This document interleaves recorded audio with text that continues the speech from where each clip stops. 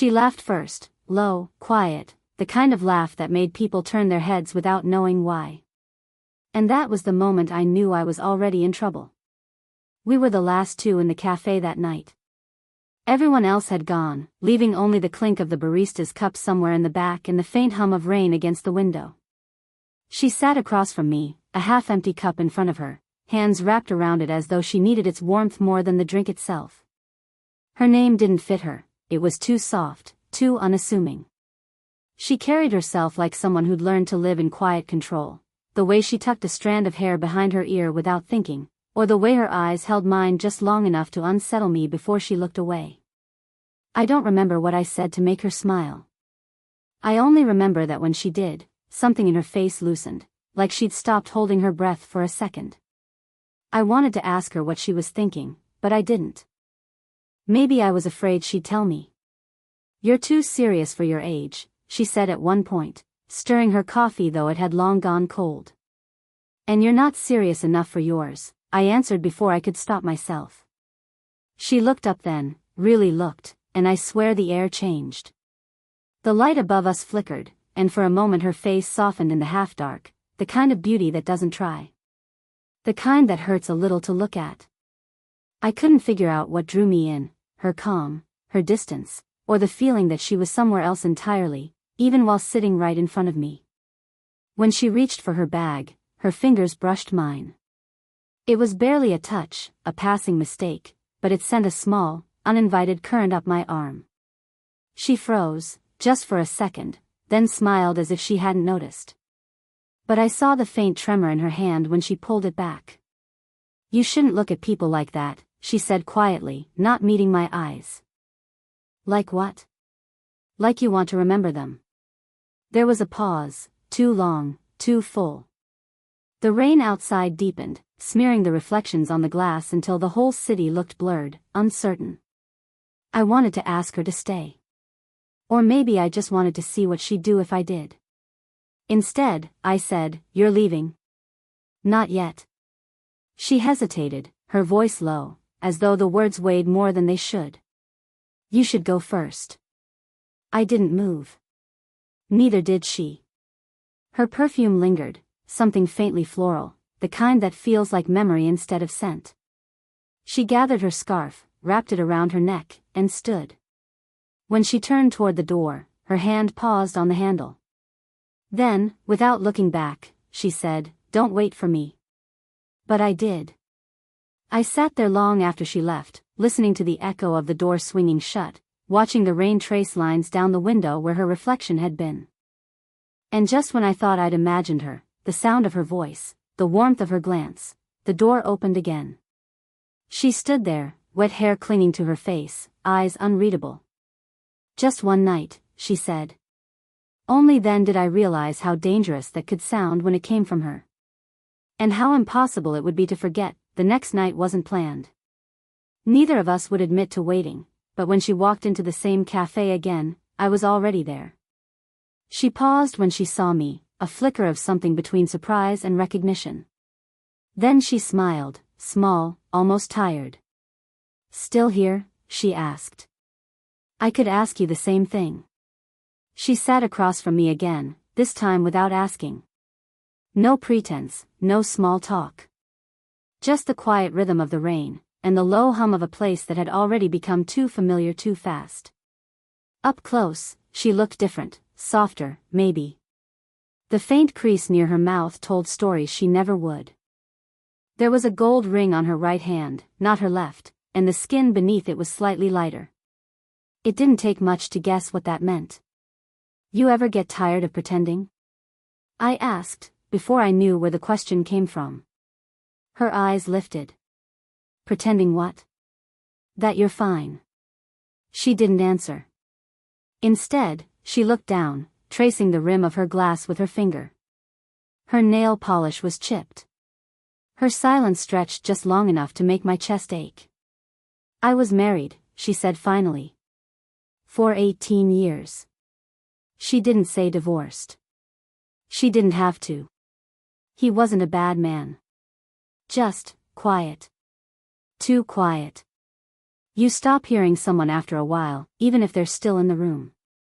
I wanted to reach across the table, but I didn't. Not yet. She tilted her head slightly, studying me. And you? You don't look old enough to have regrets. I do, I said. I'm just better at hiding them. Her smile this time was faint but real. She reached for her bag again, but her fingers hesitated midair. Then, without looking up, she said, "This isn't a good idea." I know. But you're still here. So are you. She laughed under her breath, shaking her head. The movement loosened a strand of hair that brushed against her cheek. I wanted to tuck it back, but instead I looked away, pretending to check my phone, pretending I wasn't memorizing every detail of how she moved. When she stood to leave, I followed her out. The rain had stopped, but the air was thick with the scent of wet pavement. We walked side by side down the empty street, not touching, not talking. Just aware. At the corner, she stopped. "You'll forget about this," she said quietly. "You're young. You're supposed to." "I don't think I will." Her hand came up then, hesitant, trembling just slightly, and rested against my cheek. The touch was so light it almost wasn't there. "You shouldn't look at me like that," she whispered again. "Why not?" "Because I might start believing it." Her fingers lingered a second too long before she let them fall. And in that small, stolen pause, the kind that makes you forget time exists, we both forgot who we were supposed to be. It was supposed to be simple, coffee, nothing more. But simplicity never lasted long with her. She'd agreed to meet at a gallery this time. Public, she'd said on the phone, as if that made it safer. I arrived early, pretending to study the art on the walls, but really, I was waiting for the sound of her heels. When she appeared beside me, it was without a word. She stood close, too close, and for a moment, the faint scent of her perfume mixed with the cold air from the entrance. She looked at a painting of two figures standing apart in a fog, her voice quiet. "Beautiful, isn't it? They look close enough to touch, but they won't." I glanced at her profile, the calm mask she wore, the faint tremor in her jaw. "Maybe they just don't know how." She gave me a look, one that said "don't start," and moved on. I followed, keeping a step behind. Every few seconds, she turned slightly, her shoulder brushing mine. It was accidental, but neither of us moved away. Then came the interruption. "Clara," a man's voice called from behind. Her whole body tensed. She turned sharply, forcing a smile. "Daniel," she said, her tone practiced. He was older, familiar, wearing the kind of grin people save for someone they once knew too well. He looked at me then, curious, assessing, before back at her. "I didn't know you were seeing anyone." She laughed, too quickly. "He's just a student of mine. Photography workshop." That one sentence lodged somewhere deep. Student. I didn't correct her. Daniel's eyes lingered on us, suspicion beneath politeness. He left eventually, but the space he'd occupied stayed between us like a wall. When she finally turned to me, her voice was quieter than before. "You shouldn't have come. You asked me to." "That's not what I meant." The gallery felt suddenly too bright, too open. She started to walk away, but I caught her wrist, gently, enough that she could pull away if she wanted. She didn't. For a moment, we stood there, between walls of painted strangers. Her breath hitched when I stepped closer. "Don't," she whispered, but the word didn't carry conviction. I could see it in her eyes, the same pull, the same fear. My thumb brushed the inside of her wrist, feeling her pulse stutter beneath my touch. "Someone might see," she said. "Let them." She shook her head, stepping back, but not far enough. The distance between us felt electric, unbearable. "You don't understand what this looks like," she said, almost pleading. "Then tell me what it is." Her lips parted, but no words came. She looked at me for a long moment, something breaking quietly in her gaze. Then the overhead lights flickered. The hum of the gallery faded as people began to leave, footsteps echoing around us. She turned, about to go, and then stopped. Her hand found mine again, brief, trembling, deliberate. "Don't make this harder," she said, voice raw. "Then stop making it impossible." For a second, neither of us breathed. The world narrowed to that single touch, and the unspoken confession that lived inside it. When she finally walked away, she didn't let go immediately. Her fingers slid against mine until only our fingertips remained, holding on. Even as we both pretended to let go, the message came late, a single line that lit my phone past midnight. "We need to talk." Nothing more. No name, no punctuation. But I knew. When I reached her apartment, she didn't make me wait. She opened the door before I knocked twice, hair loose, eyes tired, a robe tied too carelessly at the waist. The room behind her was dim, one lamp on, rain outside again. Always the rain. "You shouldn't be here," she said. "You called me." That was a mistake. I stepped inside anyway. She didn't stop me. Her place was neat but lived in, a mug on the counter, a half-read book on the armchair. A trace of her perfume still lingered in the air, soft and almost familiar now. "What happened today?" I asked. "At the gallery, you just disappeared." "I had to." "Because of him?" Her silence said enough. I moved closer, stopping just behind her. "You told him I was your student." "I had to." Her voice broke slightly. "You don't understand. People talk. They always talk. I don't care what they say." "I do." She turned, finally meeting my eyes. "You think this is easy for me?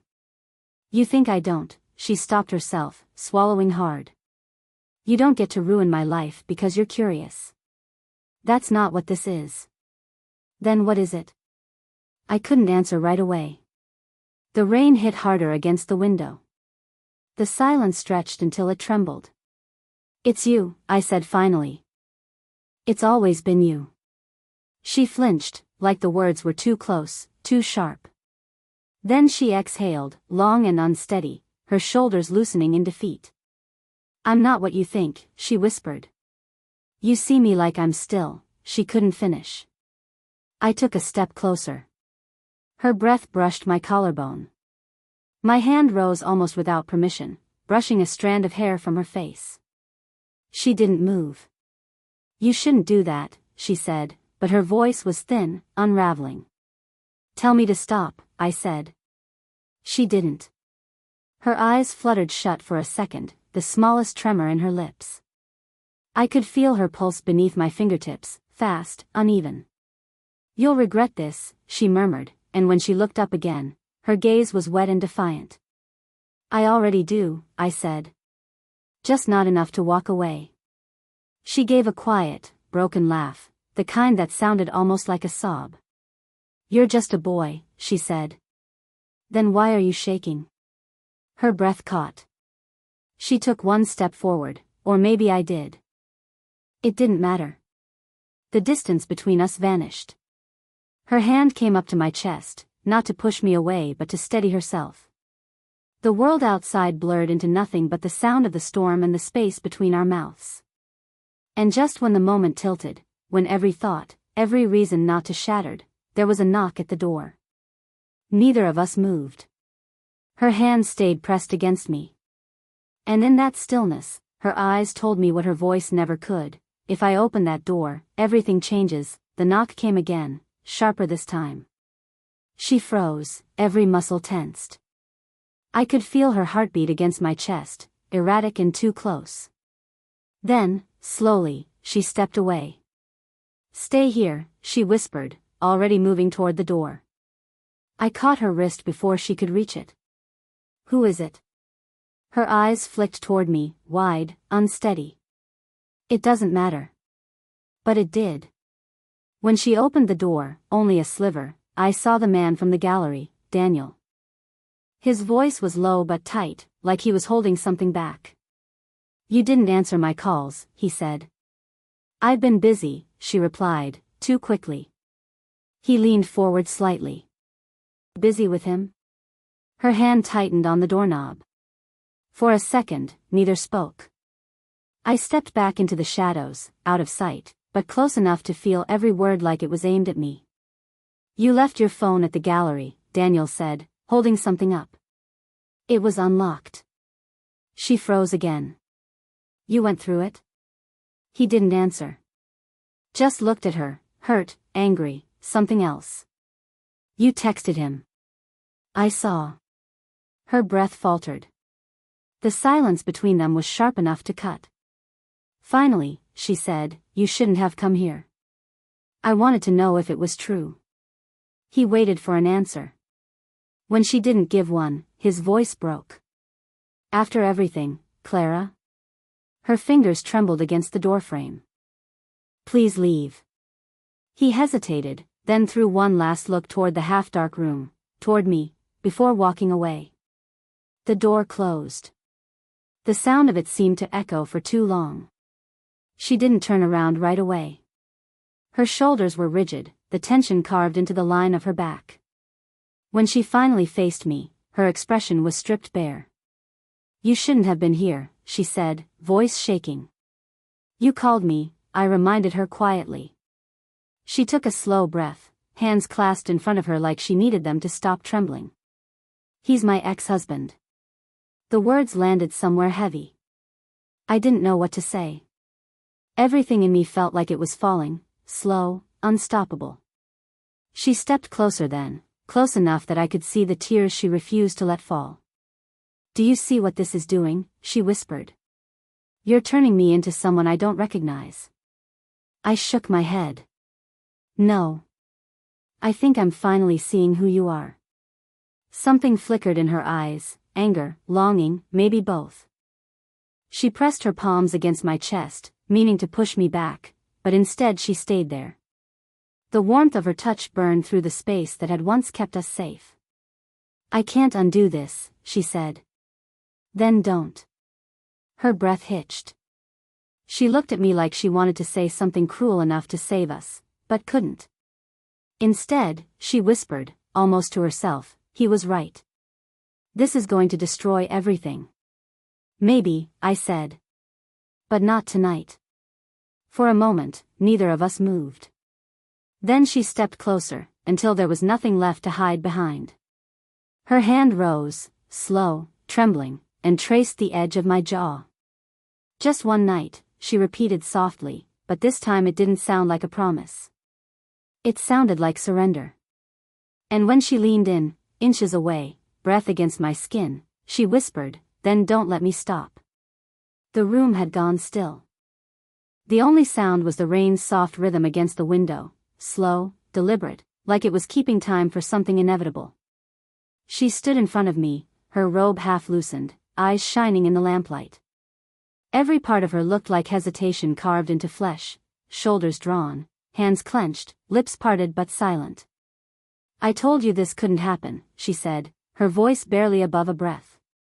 "I know." "Then why are you still here?" "Because you're not asking me to leave."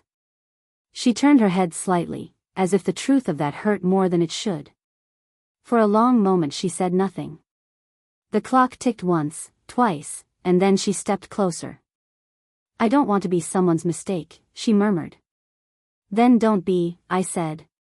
"Be mine instead." That made her laugh, small, broken, disbelieving. Her hand lifted as if to push me away, but her fingers found my collar instead. They trembled there, not moving. "I'm old enough to know better," she whispered. "Maybe," I said, "but not enough to stop." Her gaze flicked to my mouth, then back to my eyes. The air between us was tight, charged. She took a shallow breath, and it caught halfway through, trembling on its way out. When I reached up and brushed her hair from her face, she closed her eyes. Just that small touch, the slide of hair across my fingers, the warmth of her skin, felt like crossing a line we'd both been drawing and erasing for days. She leaned forward, her forehead resting against mine. "If we do this," she said softly, "we don't get to pretend it didn't happen." I don't want to pretend. Her fingers curled into my shirt. Mine found the back of her neck. Neither of us spoke. Then, just as she lifted her face toward me, she stopped. Her breath shook. This isn't about wanting, she said. It's about needing, and that's worse. I don't care which it is. You should. She stepped back half a pace, eyes full of something raw, not rejection, but fear. You'll wake up tomorrow and see me for what I am, someone who waited too long to be brave. I took her hand. And you'll see me as the one who finally was. Her grip tightened. She searched my face as though memorizing the version of herself reflected there. For a heartbeat, neither of us breathed. Then she leaned in, her voice no more than a sigh against my skin. Maybe just this once, she said. Not to forget, to remember. The space between us disappeared. But when our lips were a breath apart, she pulled away, not sharply, but with unbearable tenderness. Her thumb traced the corner of my mouth, a silent apology, a promise broken before it began. Now you understand, she whispered. It was never about stopping. It was about knowing we could. And in that stillness, in the ache of almost, we finally did. We understood. Morning came quietly, pale light through thin curtains, the kind that makes everything look softer, less dangerous. The storm had passed, leaving the air damp and new. She was sitting by the window when I woke, wrapped in a sweater that wasn't hers. A mug of untouched coffee rested beside her knee. She looked calm, almost, but not quite. You stayed, she said without turning. You didn't ask me to go. She smiled at that, a small curve of her lips that reached her eyes only halfway. That's becoming a habit with you. I got up, crossed the room. She didn't flinch when I stood behind her, though I could feel the quiet tension in her shoulders. You're thinking too much, I said. That's how I survive, she murmured. Then, after a pause, last night shouldn't have happened. Maybe not, I said, but it did. That earned me a glance, not angry, not regretful, just real. You make everything sound simple. I don't think it's simple, I said. I just think it's worth it. She took a slow breath, fingers wrapped around her mug. You'll leave eventually. People your age are supposed to. I crouched beside her chair so we were eye level. Maybe. But not now. Her hand, resting on her lap, trembled slightly. When I reached for it, she didn't pull away. The warmth of her skin was enough to steady both of us. Do you ever wish you'd met me 10 years ago? I asked. She laughed softly, shaking her head. 10 years ago, I would have ruined you. And now? Now, she said, brushing her thumb over my knuckles, you make me feel like I still have time. The way she said it wasn't desperate, it was tender, honest. She leaned forward until her forehead rested against mine, her breath warm between us. I was so afraid, she whispered. Of what people would think. Of what I would think. And now? I asked again. Her answer was a sigh, barely a sound. Now I just don't want to forget. Outside, the rain had stopped completely. The city sounded alive again, cars, voices, the soft pulse of ordinary life moving on. But inside, time stayed still. She set her mug aside and pulled me closer, one hand at the back of my neck. It wasn't a kiss, it was something quieter, her lips against my forehead, lingering, final but full. When she pulled back, her voice was steady. We'll figure it out. Whatever this is. Together? I asked. Together, she said. I leaned my head against her shoulder, and for once, neither of us looked for an exit. The light grew brighter, softening the edges of everything, the past, the fear, the difference in years. What was left was simple, human, two people choosing to stay when they could have walked away. Maybe love didn't have to last forever. Maybe it just had to feel real enough to remember. And in that morning light, it did. Did you enjoy the story? What kind of stories would you like to hear next?